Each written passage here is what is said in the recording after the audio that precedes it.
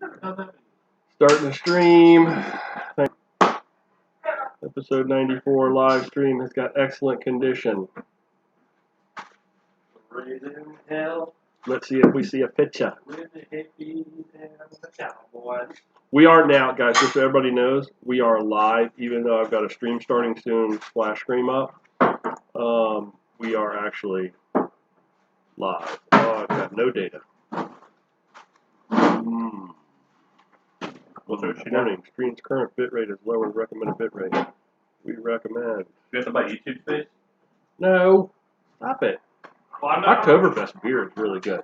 Okay, yeah, there we are. Stream starting soon, but I do have current bit rate is lower than the recommended bit rate, so I'm going to pop over here, go to my settings, and change my bit rate on the stream.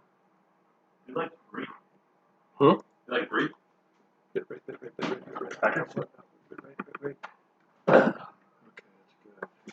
Rabbit is good. Rabbit is wise. Okay, gentlemen. That's from Twister, man. Okay, so we've got YouTube is not receiving enough video to maintain smooth streaming. Well, we're just gonna have to go with it, guys. We're just gonna have to go with it. We might get a little herky-jerky over there on the live stream, but we're just gonna go with it. Okay, so no. I think it's everything. I think it's too much stuff going on my little box right here, my little baby box. The hell is that, Joe? Jess, is that you? Okay, we're now live on the YouTube channel. Let's wait and see what that looks like. Casey Benton, hey, Casey's here. Welcome, Casey. Hello. We're standing by here, Casey, waiting for our video to catch up, and then we're going to hit the button and start recording a podcast. Oh, come on. Work for me, baby. Are you on the YouTube live stream, Joe? Yes. Okay. Let me know when you can see. I see everything. Do you see stream starting soon, or do you see us? No, we are on. Okay, cool. Perfect, beautiful. I am going to pop over here. We're ready to go, guys. Okay. Something went wrong there. Joey, let me know when you're ready.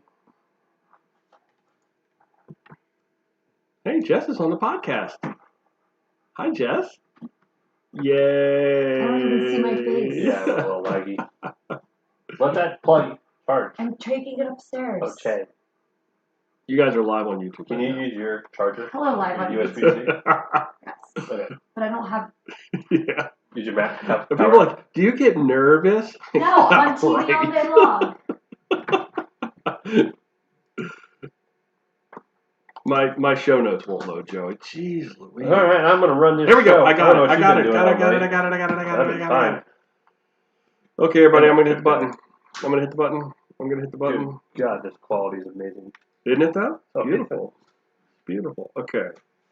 What am I doing? Okay, I gotta pull this back up. Gotta hit this Come button. along for the next hour, or less, or more.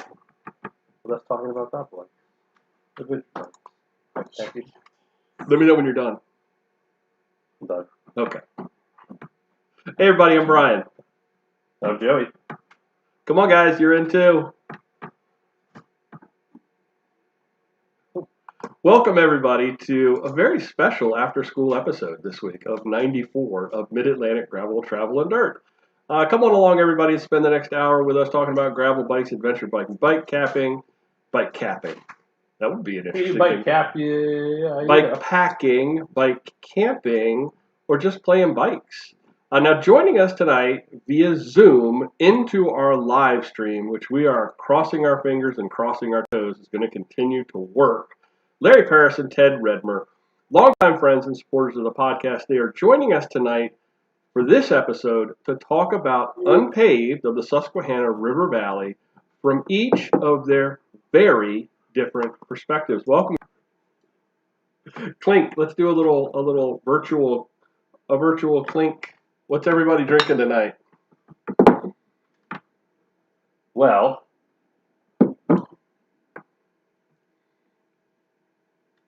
Nice. Put a little caffeine in that. Joey, what do you got? I got the Modelo's Special, mainly because there's a shortage with Mexican breweries, Mm? and I can't get Pacifico. Ah, did not know that. But down in North Kakalaki, we did that with Old Bay lime juice Mhm. on the brim. Ooh, that sounds It was really good. Yeah. What about you, Larry? What do you got in front of you?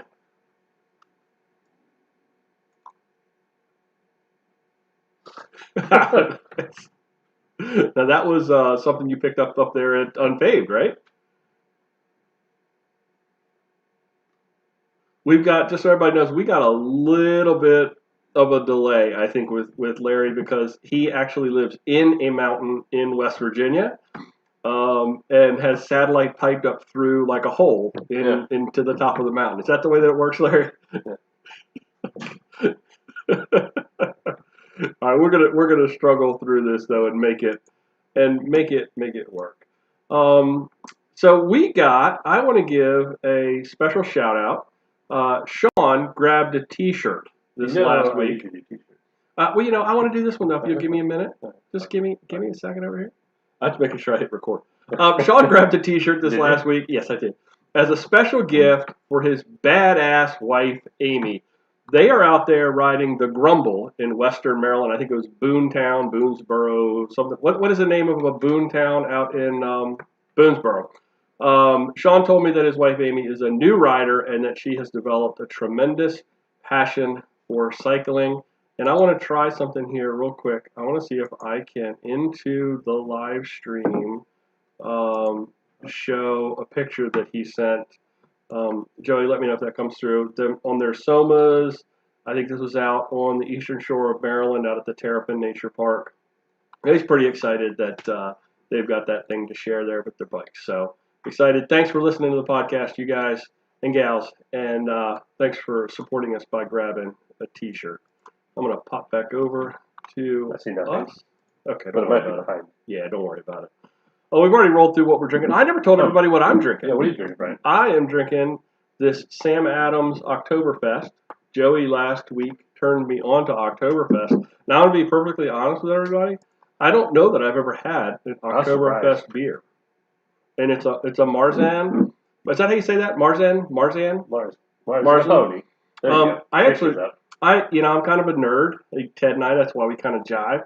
I had to actually look up what kind of beer that was, and apparently it's something that's brewed in Germany in the spring and then seasoned, and then it's available in the fall, which is why Oktoberfest and all of that stuff. But it's quite tasty. If they did that in July, would it still be Oktoberfest? No, it would be Decemberfest.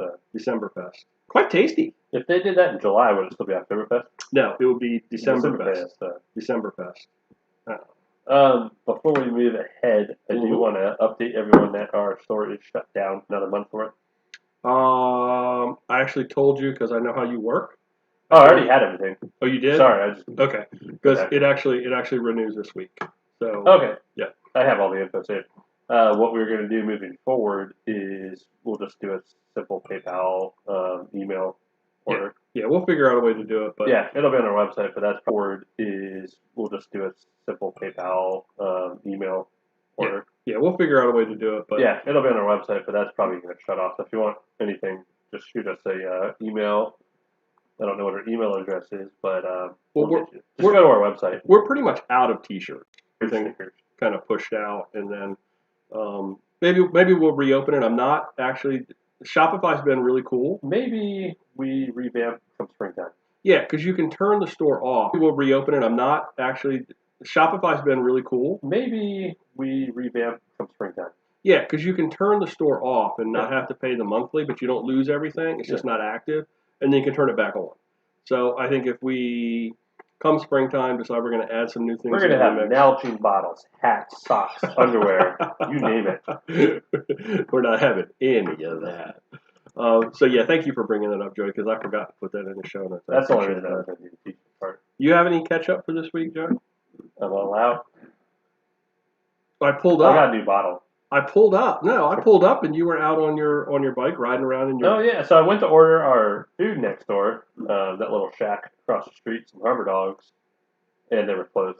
I thought it'd be appropriate to ride my bike over there, order it, come back real quick, set up, and then go back and pick it up Yeah. on my bike on the gravel. Mm-hmm. They were closed. Yeah, that's what it I goes. was out of breath in like 500 yards. You made some delicious tacos tonight, though. I threw this. Knew we had chicken. I just threw them together really quick. Amazing. Great job. And that steak was fillets from dinner last night. It was delicious. I loved it. It was super good. I'm going to do a really quick, super quick catch up. I got my Diverge back up and running. Yep. Got it all cleaned up. Put it on the stand. Cleaned it up. Got it all spippied up. I still need to re-wax that chain though. And I got a question for you, Joey. I squeaking coming out of the pedals. Yeah. And I know it's just the contact between the cleats and the pedals. Is that your ankle? Now, should I just like hit that with some chain lube on the pedals and try to eliminate that? I usually put a little triflow on the pedal. Okay. Just a little bit, because you put too much, it's going to attract a lot of dirt. Dirt. That's what I was thinking. I didn't want to hit it with Maybe something you should wax too your much. pedal. Oh, That'd be cool. do See how that. much stuff on the bike we can wax. So when I got that thing back up and running, I put the all black Pathfinders on, and you give me those, and you told me to Oh, come. yeah. What were we going to... We were gonna trade them, but you know what? I decided to just go with the all black with the new look and something different. Yeah. They're the exact same tire, right? No. They're not? Yeah, they are. Okay. I mean, it does feel a little stiffer. I think the gum walls are a little. The gum walls, I think, are a little softer. Yeah, it feels a little stiffer, but I just wanted. Yeah, I had them, and the box has been banging around in the back of my truck for like what, a month, and the boxes had gotten all beat up, and I was like, I'm not bringing this back Could to have the just show. traded boxes.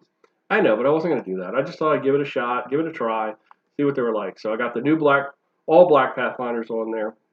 And while I was putting them on, now I need to see if this holds true, because I noticed, and we've talked about this a couple of weeks ago, that the rotation arrows on the Pathfinders are on the drive side only. I've seen some tires that have both. Have it on both sides. Well, could it be because I know mountain bike tires, you may put one on with one facing forward, and then on the rear you would put it the other direction. Yeah, some like Maxxis has a chunk of tires that has front and one arrow and rear the other arrow. Yeah. So I know that happens with mountain bike tires. Yeah. And I was just like, that's freaking brilliant if that's what happens here, but you're telling me that doesn't necessarily hold true. Did you know that the S's that are stamped in there, the specialized S is like the wear indicator thing? Okay. So you know you're going the right direction. Yeah, I don't know. It's one of the cool little things that people don't notice. That I wouldn't have noticed that, but it's like, wow. But I was like, wow when I put those Pathfinders on, because it was like that made it so easy, because I just looked at the tire and its rotation, and I did all. I just always struggle with that. I don't know. Do you guys ever struggle with Larry, Ted? Do you guys ever struggle with that? I just always struggle with that. I don't know. Do you guys ever struggle with Larry, Ted? Do you guys ever struggle with that?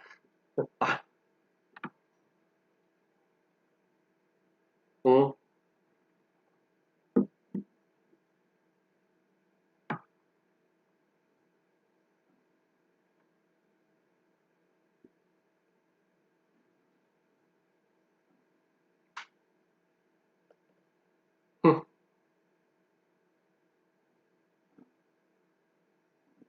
So I'm noticing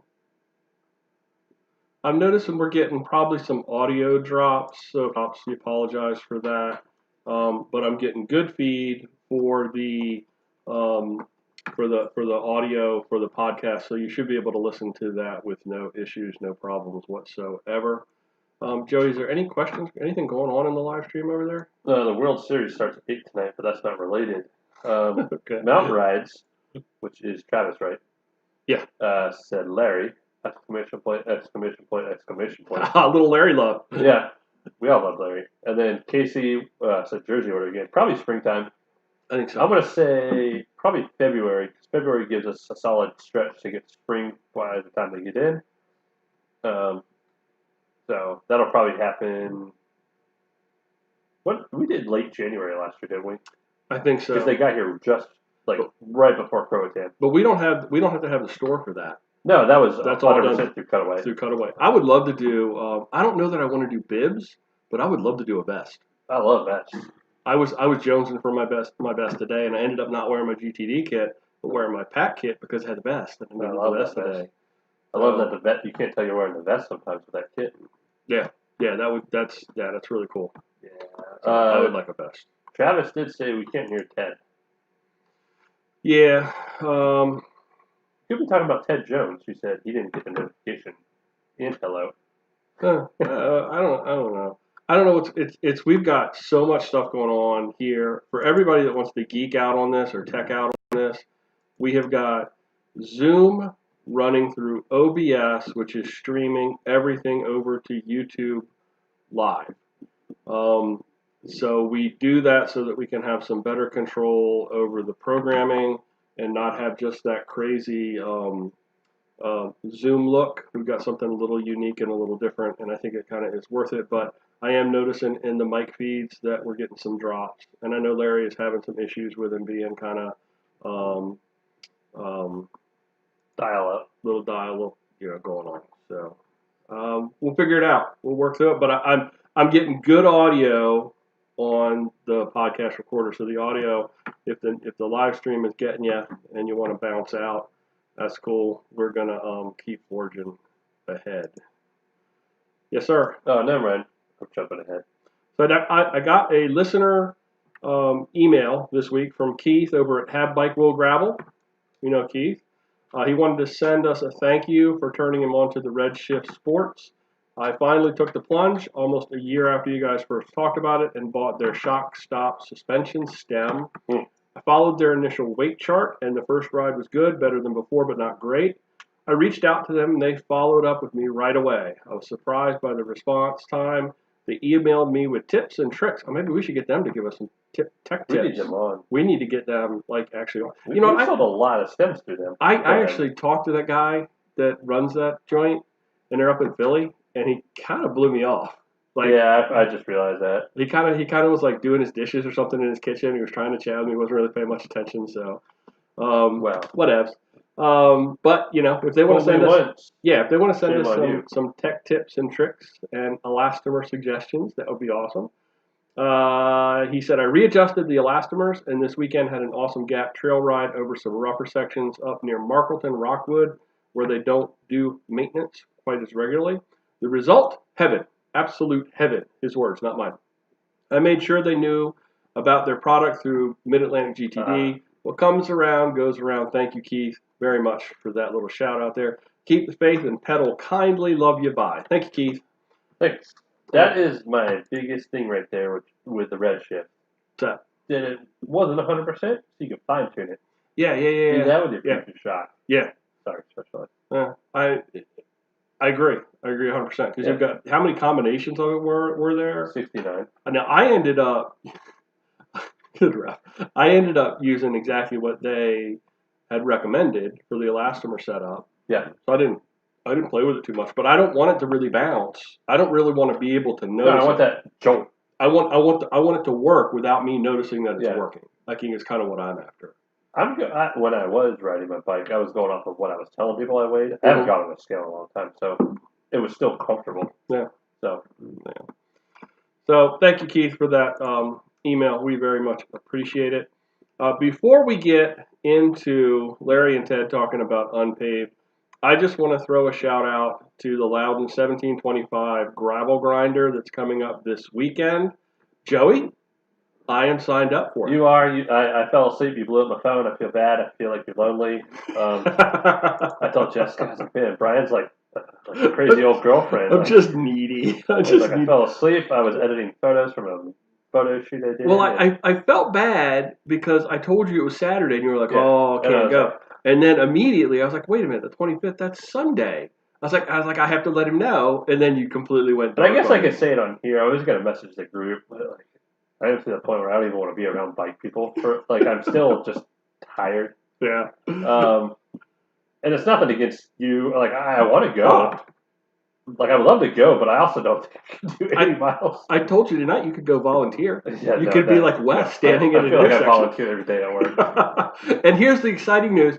Ted and Larry are both going to be there as well. I know. I'm going to sit on my ass all day Sunday. That's fine. Had a big weekend. Had a big weekend. What else? I'm excited to get to ride with you guys, Ted, Larry. I am super stoked. it will end up to be the only event that is on my docket for this year, and I'm pretty excited about it. Someone will have to fulfill my duties to take care of Ryan since I won't be there. And So- it is full service, boys. Yeah, I need a surrogate bike mechanic. That's what I need. One of you guys has to like half pass out so he takes care of you too. Yeah, it wasn't the other way around. That's right. It was me Yeah, tending usually you to. take care of me. Yeah, the other way around there, buddy. Look, dude, a gummy bear. A gummy bear. A gummy Remember, I bear. slowed it down. So I'm pretty excited about that. We'll have a full recap for that next week. But that is 80 miles. Guys, what is it, like 4,000, 5,000 feet of elevation? That is why I won't be there. Yeah, I'm not too concerned with that elevation. I don't know.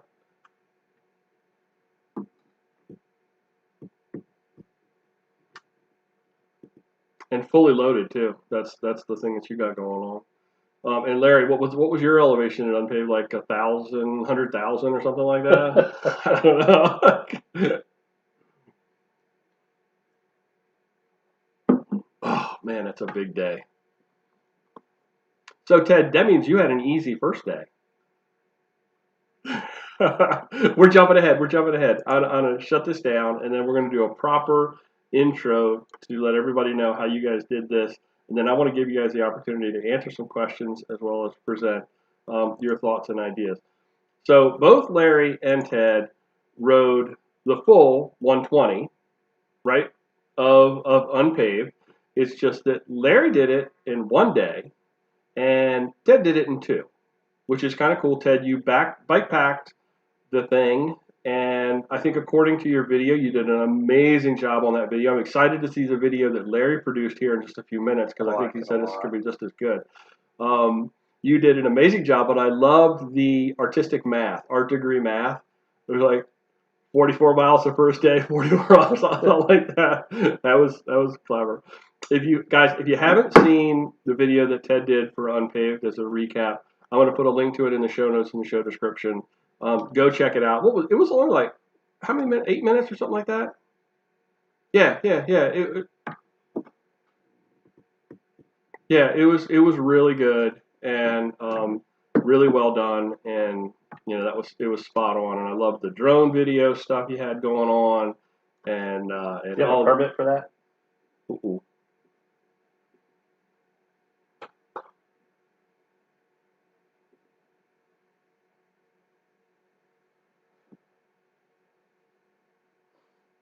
Wow, I was joking. I didn't think I opened up a can of worms. I would love to be able to figure out the audio here, but I don't want to dink around with it too much because, I mean, I'm watching this thing and you can hear me, you can hear Joey, but you just can't. YouTube might not have it right, but if you want to listen to it, it'll sound. If you guys want to bear with me a second, I'm going to see if I can't figure a way how to fix that. And bring it back into speed here. Give me a sound check there, Ted. I'm talking. Can you hear me? Yep, there you are. You're back. Larry, can I hear you again? Larry just shoved a beer in his mouth. Sure. Was that the can of whoop ass? Yeah, I'm here. Okay, actually, I think that was a quick fix. Can you hear me? Yeah, I want to ask folks over in the live stream. Hear everyone now. There we go. We'll see if that had anything to do with it, but otherwise, we're going to get straight into the content. So, like I said, Ted did it one way, Larry did it another. Which one of you guys wants to raise your hand and go first? Well, Larry, you did it proper, so you go first. That works. And Larry, we got a little bit of lag, so when we ask a question, we're going to give you the opportunity to just lay it out for us right now, Larry, and how you went about and how you approached Unpaved this year. So this year there was quite a few races that were canceled, so I had to pretty much just train locally and go to whatever races I could find that just kind of popped up spur of the moment. And I probably would have never tried to tackle a 120-mile ride normally if it hadn't been for unpaved being limited to just the 200 riders at 120. So I really put myself out there, not thinking that I would be able to do it, but hoping that I could. So anyhow, I put quite a bit of time into trying to pace myself and keep my nutrition correctly. And of course, riding by myself for the first 50. And then I hooked up with a couple guys from Philly, Mike and Andy, and great guys to ride with. And of course, we kept our distance like we're supposed to, but we got through the race together, and we kind of slowed down for whomever needed to catch up. And, you know, whoever the fast one was on the sensor was usually me right behind him. So, hey, Larry, that's pretty much how we approached it. I know that. Did you go out a day or two early? I went out on a Friday. Yeah. Okay, I couldn't remember. So I was in town. First day I rode out. First day I rode out to the Rusty Rail, and I went ahead and had something to eat and a beer, and then of course back on the rail trail. And then the next day I went out to the Jackass Brewery and had something to eat and tried out a flight of their beers and settled on the Wonky Donkey. And of course that's what I'm drinking tonight. Where did you stay? Sunday morning it was Where did you stay when you were out there, Larry? Go ahead, Brian. Where did you stay? I actually camped I stayed in a KOA. Oh, nice. So I slept in a tent the whole time. Man, you're a brave man, Larry. That's tough. That's tough to get up and do an event in a race like that and not get like proper good night's sleep. That's tough, man. That's tough. And what was your? It was a great race. What was your overall experience with all of the COVID stuff? Because I know that Dave really sweated over that. He did a lot of preparation. He did a lot of legwork. He put a lot of protocols in place. And from what I heard, it came off without a hitch. But what was your experience with that, Larry? I thought it was pretty good. I went Saturday and did my packet pickup. I was probably in the first 10 or 15 to pick it up. Everybody was masked up. They did the temperature checks for us right there and got us all cleared. We signed our waiver. And then, so fortunately, I didn't have to do that the following day of the race. So I just had to wait until they gave the all clear, and then we started to go out one at a time. So I was I'm guessing probably in the first 25 or 30 to go out. Okay. And I thought it went off without a hitch. When we came back, we picked up our go bags that we put at our different stations and masked up again. And that was pretty much how we wrapped it up. So there was no big party, which we knew wasn't going to happen. But, I mean, do you felt like that actually took away from the event at all? Or was it just, you know what, it's COVID season, and I'm just happy to be doing it?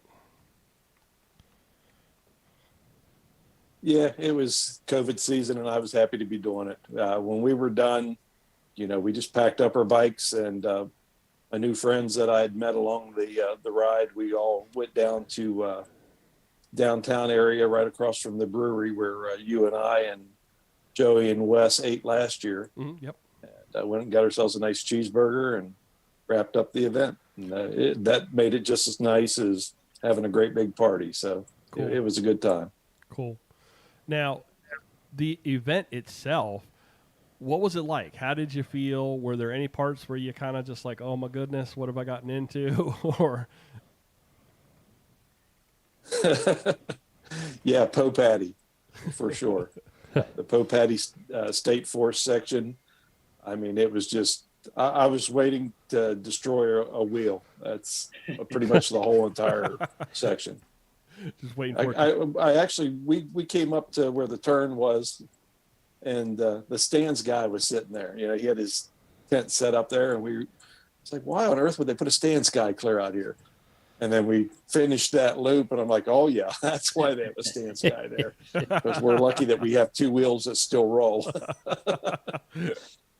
So, yeah, that was probably the most challenging part. All right. Yeah, that was the only time where having a loaded up bike made things extra spicy. Because going through there with a system on the front and bouncing around on what's the Longwell Draft and Strong Mountain, loaded up over that surface kept things pretty interesting on relatively skinny tires. Well, let's switch it up here for a second, Ted. You did it completely different, and I know that I think you worked with Dave too, because I know Dave I think has talked about sort of a 2-day bike packing thing at Unpaved. So I think he was considering you maybe a bit of his guinea pig in that respect. A little bit. Yeah, he and I were talking because I mentioned that I was thinking about doing it as a 2-day trip, and he said, "Well, funny you mentioned that. We've been talking about trying that, in the past, and initially we were going to do it. I was going to go pick up and get timed on it. I think between staffing and timing, we ended up not doing the chip. Okay. But yeah, he had been talking about doing that for a while. So." Walk us through it. Walk us through your Unpaved, your version of Unpaved. Sure. So you and I are in a pretty similar circumstance. My elderly father lives across the yard from us, and my youngest daughter has some respiratory concerns. So I really haven't been doing anything this year. So I'm kind of where you are right now, where I just needed to go do something. And the idea of turning it into a camping trip just, gave me a little bit extra time to get out and, ride the bike, camp a little bit. And so I decided to split it over 2 days. Initially, the plan was to do the big day 1, and then the later day 2. But timing just didn't work out that way. I couldn't get an early start on the first day. And so I decided to do a heavy day as the wrap up. Okay. And when did you decide to do it this way? Probably about a week prior. Yeah. I didn't really feel completely confident. I was kind of right where Larry was. I didn't feel completely confident in doing a big 120-mile day. And I was looking for an excuse to go on a bikepacking trip anyway. And about a week out, some things opened up on my wife and I's schedule, and the timing just worked out where I was able to make it happen. Cool. And what did you find sort of maybe the toughest part of the whole thing? Well, the toughest part I did to myself. We talked a little bit last week. Basically, I had to drop my kid in the melee of getting kids dropped off, getting up to the start of the race and all of that. I realized I hadn't drank anything in about 6 hours. And so my hardest part was nutrition and hydration. I started the ride behind the curve, and you can't catch up once you do that. Mm-mm. So I've been training hard pretty much the whole year just because I had time on my hands. And no issues with cramping, nothing. And like 30 miles into day 1, my quad started to cramp up on me because I knew I was dehydrated. But it ended up not being. There were about 3 or 4 times where you straighten your leg and like awkwardly get off the bike so you don't have to bend your leg because it's going crazy on you. But other than that happened about 3 or 4 times. It wasn't terrible, but the whole time, kind of right behind the scenes, my legs were letting me know that if I pushed too much harder, that they were going to cramp up on me, which was frustrating because I had plenty of energy. I had plenty of go left. But if I really put the hammer down, my legs started to remind me that they weren't happy about it. Now, I think the real difference, obviously you're carrying gear. Walk us through your gear list. What did you carry on the bike? I went super light. I wanted to carry as little as possible because number one, it was just an overnight. And I knew with the distance that I didn't want to be carrying anything I didn't have to. Because 120 miles unloaded is rough. 120 miles with 20 pounds, 30 pounds of stuff is harder. I just went with I knew that the weather was probably going to hold because we were waiting for the remains of Delta to come through. Mm-hmm. I knew that the weather was probably going to hold, so I didn't really worry too much. I just brought the hammock and a tarp. Temperature was okay for just a light under quilt and over quilt. So really sleep system was just hammock and a tarp and food. That was really about it. I went with robot food. I didn't bring anything heavy or like a burrito or something like that. Just picky bars and a couple other just your energy stack. In hindsight, I probably would have had one big meal. But other than that, I really didn't have too much issue with energy. That was pretty all right.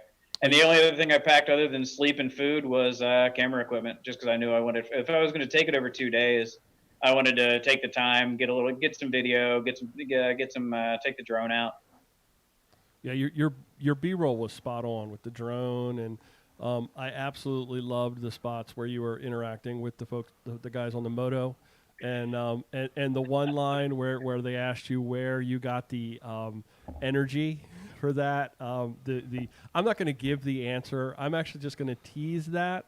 I was going to say you'll probably get demonetized on YouTube. Yeah, I'm not going to give the answer to that. So follow the link and watch Ted's video to see how he explained to the moto guys where he got the energy to continue to do what Hot he dogs. Yeah, and just to any DEA agents watching this, that was totally a joke.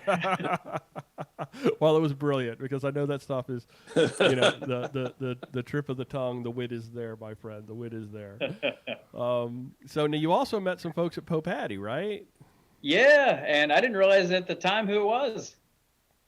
I camped there overnight, and kind of as I finished setting up, the aid station workers kind of rolled in, and they immediately started cooking. They broke out the camp stove, and I noticed that they were making some. They looked like they had a really strong pierogi plan. So I figured that these had to be folks that were a little bit in the know. Right. And turns out that it was Evan from Nittany Mountain Works. And then Nate from Hush Money Bikes, and I cannot remember his girlfriend or wife, her name, but we ended up having a pretty good evening. So I got some secret pierogies, Nice. which secret pierogies are the best pierogies, and a little bit of sausage, a little bit of bacon, and now we turned it into a pretty all right night. Excellent. So Ted, would you do it again the way you did it?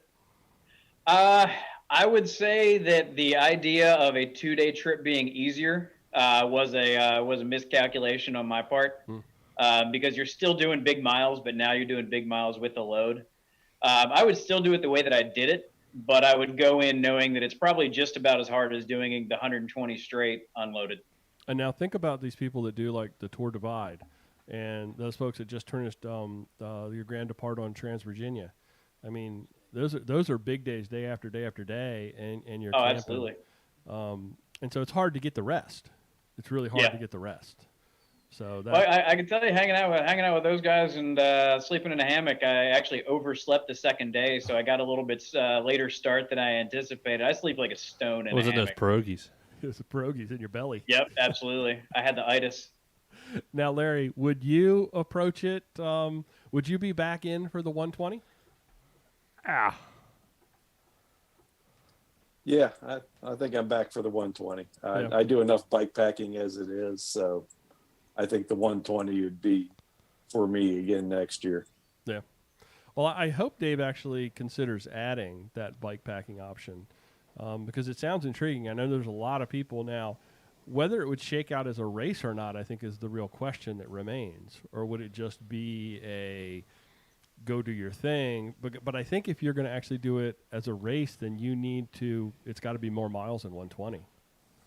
Yeah, if you were to do a 2-day as a race, it would have to be more than 120. Yeah, it'd have to be a 210, 220, something like that, 240, something in that neighborhood to actually get it that competitive edge. And whether or not, I know they got the roads for that, so remains to be seen.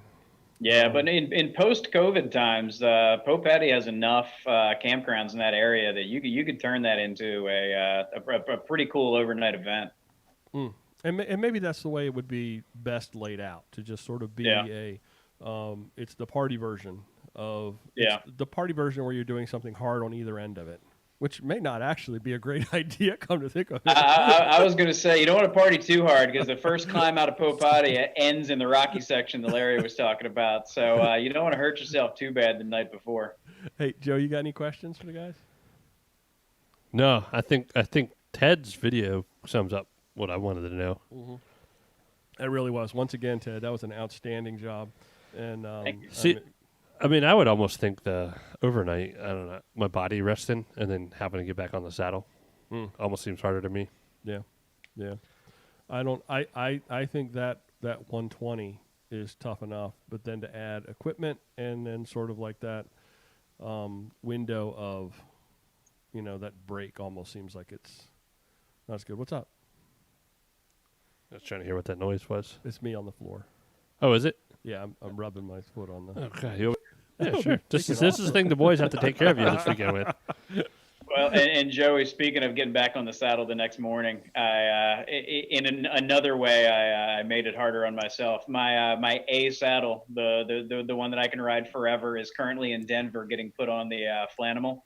So I had just a spare saddle that I had laying around that I had to do the full course on. And day 2 was significantly harder than day 1 because of that. Wow. You decided to take off your saddle. Oh, Theodore. So that'd be something you change. Did they need that saddle to like set the bike and build it? Not necessarily. I just wanted to get it in a box completely ready to throw. I also didn't intend to do a 120-mile bike packing trip in between. So my B saddle is usually perfectly fine for like 50 or 60 miles. But I definitely pressed the limit of where that was. What's your A saddle? It's a Ergon SR Comp. Oh, one of those. Nice. What did you say? I feel what judged. I said one of those. One of those. Right, It's like no, tires. I've got a Stella SMP well as my B saddle, Oh, and it's a nice saddle, that but it kind of is- locks you into one position. Yeah, that is one of those though. SMPs. Yep. Yeah. Anything you guys want to shout out or add that you didn't touch on?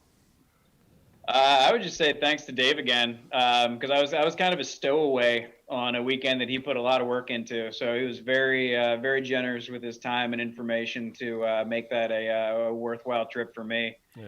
And although I did, as soon as the unpaved 2020 kit came out, I did buy a full set. So I do feel like I paid my due at this point. There you go.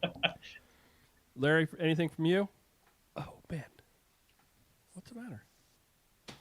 I'd like to thank Dave as well. I mean, Dave put I got a a little lot of shout effort into this thing to make it a go. Yeah. I think Dave did a fantastic job, and he was very generous with this time. Anything that you would And there weren't any Swedish fish, so anything, Larry, that you would change? What would be the one thing you would change if you wanted to change something? you got that. A little Swedish fish in the mix. I will never forget that, Larry. I will never forget whirling up to that first aid station. Yeah. And Larry walking over to me with a handful of Swedish fish, and they're literally falling down the front of his jersey. They're falling out of the hands as he's actually shoving them in the mouth, and he's going, "You want any Swedish fish?" I'm going, I could just pick some up off the ground that are falling behind you. I'd be like a trash man, like Joey over there. I will absolutely positively never forget that moment. I thank you for that. You guys are obviously going to stick around for this or that, correct? Absolutely. Okay, don't go anywhere. Joey, before we get there, Did you get one of these? Yes, sir. I did get one of those. Oh, I forgot I needed. I left it out here on purpose. Good job. Mr. Pat over at Lulaca Hyundai sent us a Lulaca patch. Patches. I need to figure out what to do with that. I need to put a bunch of patches on my Nittany bags. Okay. There you go. I got a really cool one from Glenn and Casey. I have a donut. Uh-huh. I got the unpaved one. I got this one. I was going to actually make a jean jacket. Like a cut off. Like a sleeveless? Like a vest. Yes. With some chaps without the rear end Yes. to go with it. And put the patches all over that. I think that would be It'll be your new nickname, Patches McGee. super, super cool. You want to look at Strava Club, Joey? I'll look at it. Do you want me to read it out? Please and thank you. All right, Brian DeBeller from Lewisberry, Close PA, enough. with 148 miles. Good job, Brian. Oh, Stephen Keller. Steve Keller is the Mid-Atlantic Shimano rep. Oh, awesome. From Virginia Beach. I wonder if he moved. He was Mr. Loudoun County. He's been riding in Virginia Beach a lot. 201 miles. And then Bernie Schau. Didn't we have Bernie on before and I tried to Yes, pronounce that? yes, Bernie. From Sparks, Maryland, at 184 miles. I think you pronounced it the exact same way you did before, so that's Probably. probably pretty good. Good job, Brian, Stephen, and Bernie. 2 Bernie, miles. I felt it. Feel The the hot. Bernie. I felt the burn. To break into the top 100, we are slacking and down at 112 miles. That's a 20-mile average drop. It is. So, Delta. Yep. I blame Delta. to break into the top 100, I already read that. We are up to 637 now. From 635. And if you're not a member yet, as we keep skyrocketing towards 4,000, Strava.com/clubs/gravel travel dirt. Thank you, Joe. Now I gotta look up and see if Steve moved to Virginia Beach. I just, you know what? You know how I do it. I pick the numbers. Yeah. I follow the person, and then I go to see where they're from. to Well, make that's what I'm sure they're saying. not From He somewhere he else. lived in Loudon forever. Okay. I I remember you going out there ride because it was. went out and rode with it, yeah. done rides with him. That was when you discovered the RX-8s or brought home the RX-8s. Oh, I'm talking about years no, I ago. know. I've ridden with But Steve. I mean, that was just recently. Oh well, that when I that was recently. That was a Shimano clinic. Yeah, but wasn't he a part of that? Yeah, we just Shimano rep. Okay. It was out actually in in Loudoun County. Well, maybe Because that's out by Dulles. maybe he doesn't want people to know. Maybe he doesn't want you to know he moved. Oh well, Cat's out of the bag. I'm gonna ask him right now. Too bad. He no, he Sad. lived in gravel. Mm-hmm. And my first gravel ride Kinda like a Larry. long time ago. Yeah, Kind of like Larry. Lives in a mountain. he took me out for like a New Year's Day century, like years ago. I was like, this is a bad idea. I took Austin with me though. I almost feel like we just need to drag you, Joey, kicking and screaming, into an extended bike ride. To I don't know. Oh, this is a different Stephen Keller. Oh, okay. Well, I don't know. I don't know. So the Stephen Keller Purcellville. is not the Shimano guy. There's probably two Stephen Kellers. It's not. It wouldn't be an uncommon name. I don't think. It'd be an It's uncommon name. uncommon. Okay, jumping into this or that. Larry, you lag, so I'm going to go to you first. And explain your answer, please. Ted, you are second. I'm actually rolling my mouse over the thing. Ted, you're second.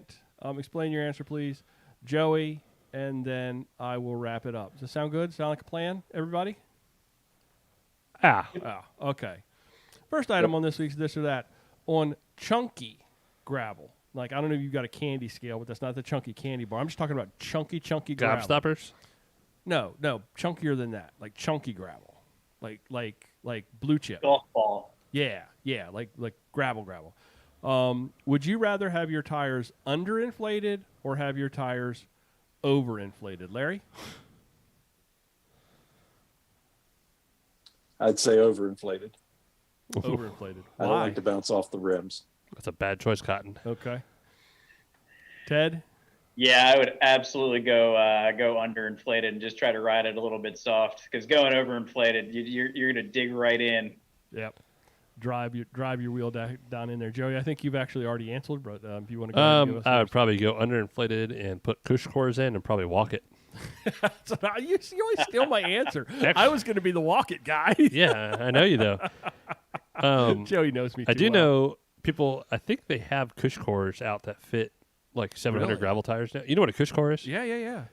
Dustin Klein actually just did a cush core thing recently. Huh. He's beating the shit out of it though, on Wow. purpose. Wow. Well, that would be actually pretty cool. I think obviously cush cars aren't for every situation, but maybe like the ATV trail that Dave threw in for unpaved that I hear about could be a instance where maybe those go on for that ride. It would save the tire.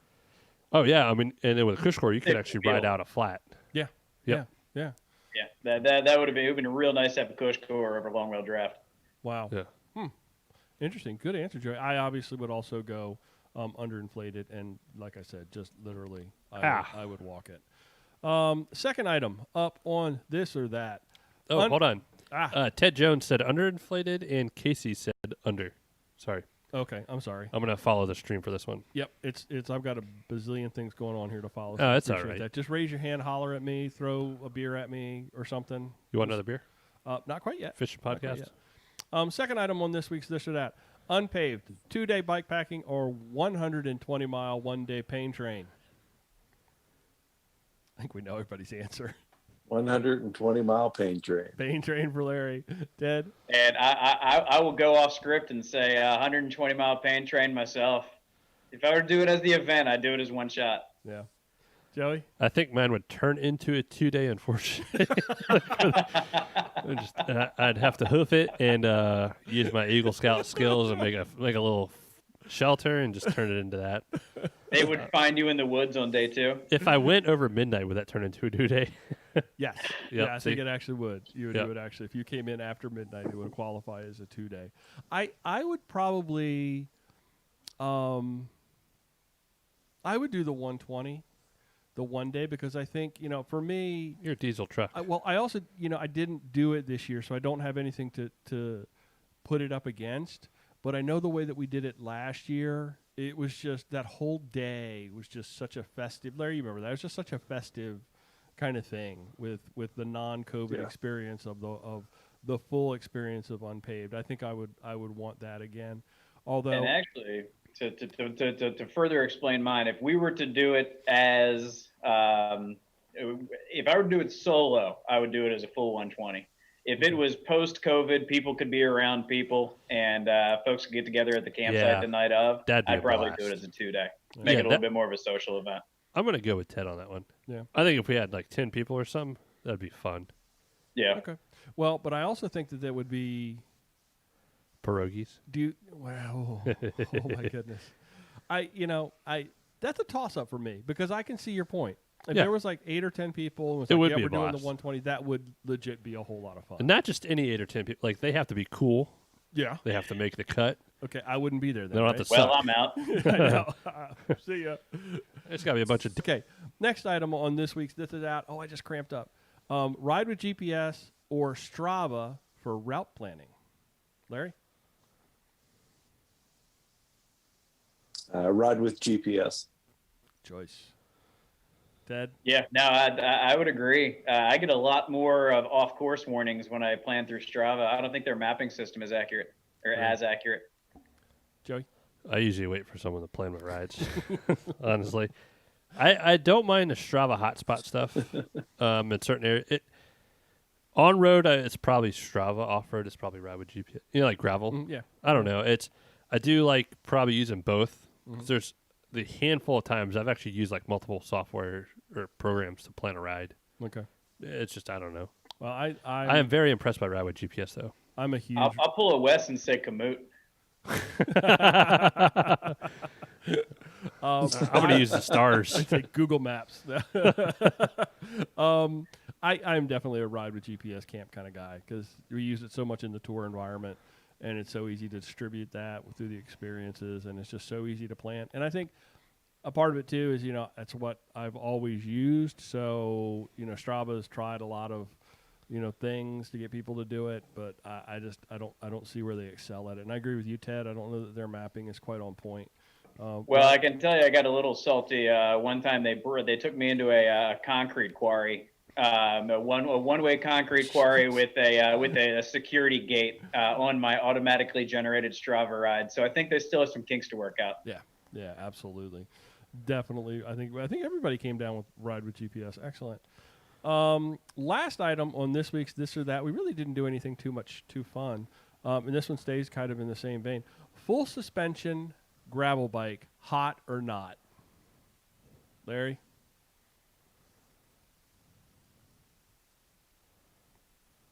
I would like a full suspension. Okay. That'd be fun. As someone with a partial I would enjoy suspension, it. I think that's the way to go.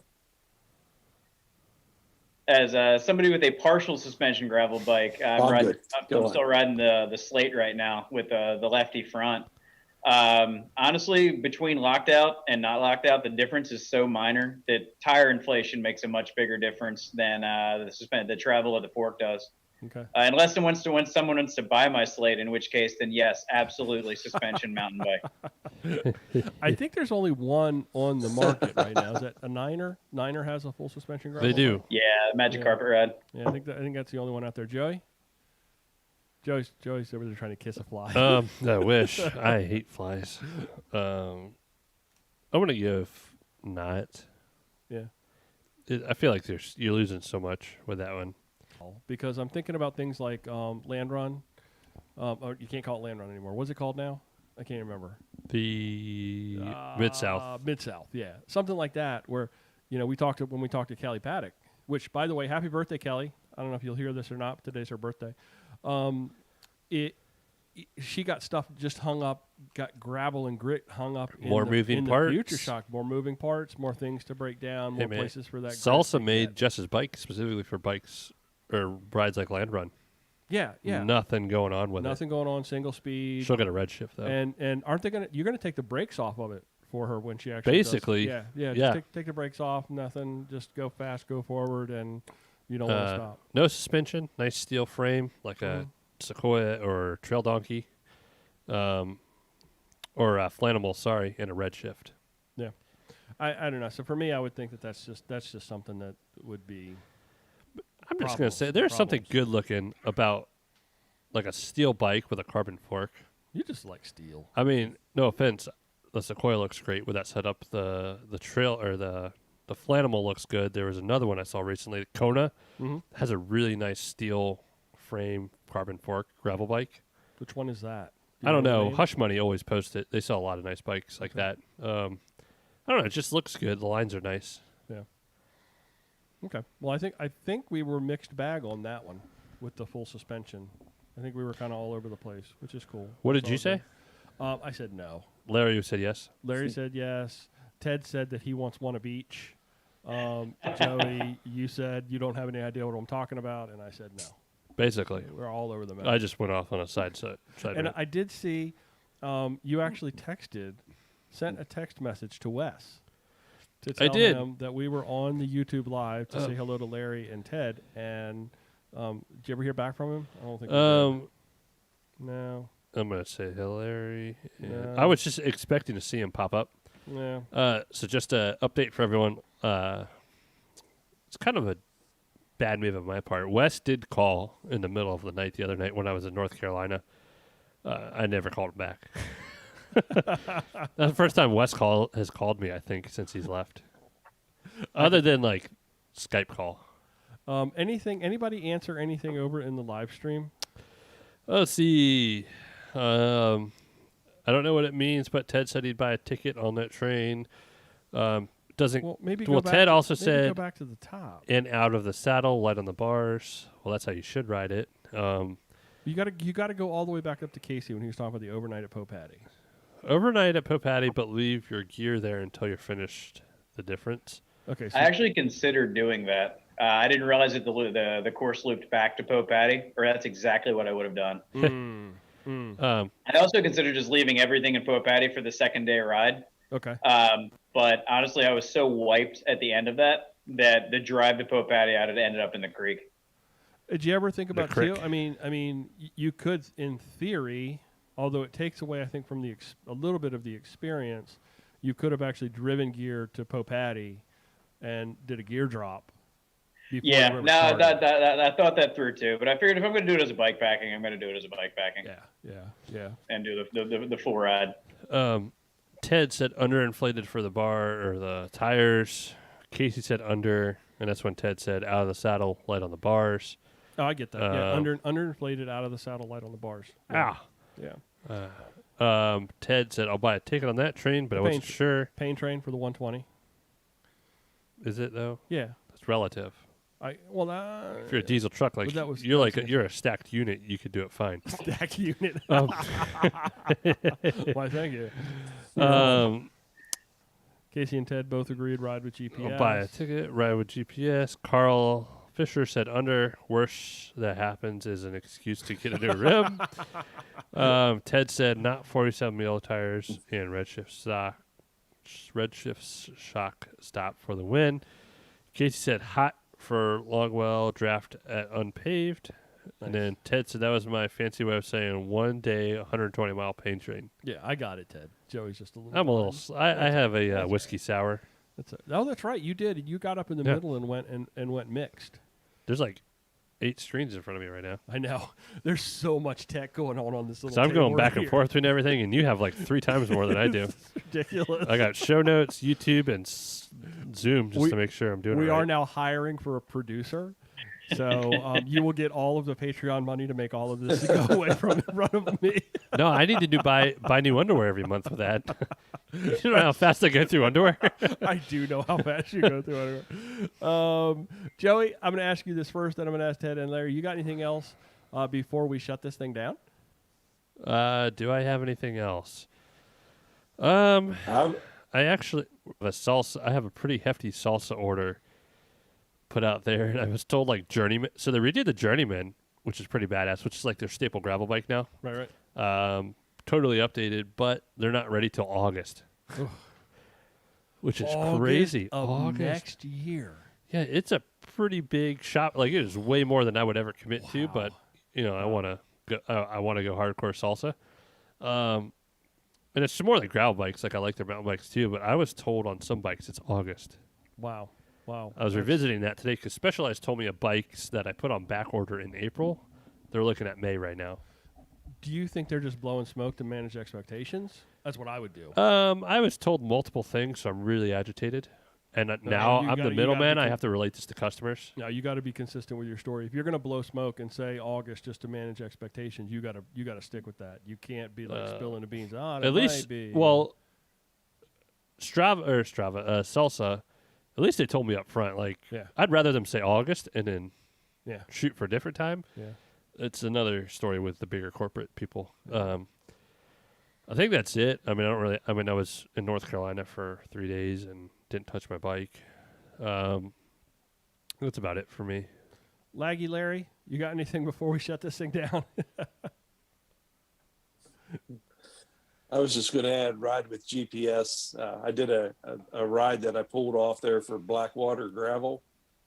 It turned me right into the river and took me waist deep in some spots across the river. Was that like a gravel road right on the other side, just like they said? Do you remember the episode? Larry, have you seen The Office when Michael turned into the lake? Listens to the GPS and turns right into the lake. The Lake Scranton, by the way, which is actually a real place. Oh man, no, sorry. But leave it to Larry. Larry would actually go, "Okay, I'm going through the river right now," and he makes it, so all is well, no problems at all. Hey Ted, you got anything else you want to shout out before we shut it down? I'll just talk to you and Jess offline on how we're going to kidnap Joey for Loudon this weekend. That'd be nice, wouldn't it? That would be. Yeah, really awesome. I'll bring the Burley. I figure if it can fit my 2 kids in it, we can probably figure out a way to sit him in there. We could put Joey in a trailer. Oh God, brilliant! I love it. That would probably ride horribly. We'll all take turns tugging little Joey around. If you guys did like a 30-mile ride pulling me around, I'd buy you beers for like a week. I mean, it's a D Light. It has suspension. I would. Yeah, but I am not D light. I am D heavy. All right, thanks everybody for listening to this episode of Mid-Atlantic Gravel, Travel, and Dirt. This is a listener-supported podcast with some amazing, incredible people on Patreon and or PayPal. Thank you, Ted. Thank you, Larry, obviously, for your continued support. It's great to have you guys on the program as well. I really thoroughly enjoyed this, and thank everybody for struggling through the tech in this first shot to get it out. Yes, sir. Quick reminder, Ted Jones said the Brandywine Valley Roubaix Fall Foliage Ride is this Sunday also. Really? For the northern folks. Okay. Our show can be found wherever you find your favorite podcasts. Joey, how can folks get in touch with us? They can come to my house and touch me, or they can go to our website at Gravel Travel. He said it. I'll wear my heart rate strap. Our website at graveltraveldirt.com, where you can find the latest on gravel routes and all that stuff. Our Instagram, which had our first post in months by Brian, was at Mid-Atlantic GTD. Our phone number, which is starting to get cobwebs, and not for Halloween, but is 410-231-3850. And forget the hashtag. Our YouTube channel. Just type in Gravel Travel Dirt. Our YouTube channel is our hottest commodity right now. Absolutely. We are spurting out everything on there and letting it roll. So Mid-Atlantic Gravel Travel and Dirt is recorded this week from Joey's kitchen, from under a mountain in West Virginia, and somewhere wherever Ted is. Ted's in his office. I think Ted's at work. Ted's working. So I want to give a special thanks to the two of you guys for being willing to come on here And I thoroughly, like I said just a minute ago, I thoroughly enjoyed it. But thank you, thank you, thank you. Thank you, guys. No, thank you. Thanks for riding along. And until next thank time. you much. Thanks for riding along. Until next time, do good, be nice, go slow, respect others, and stay healthy. Love you. Bye. Love you. Bye. Love you. Bye. There you go. Got it. Love you. Bye, everybody. All right, guys. I'm going to.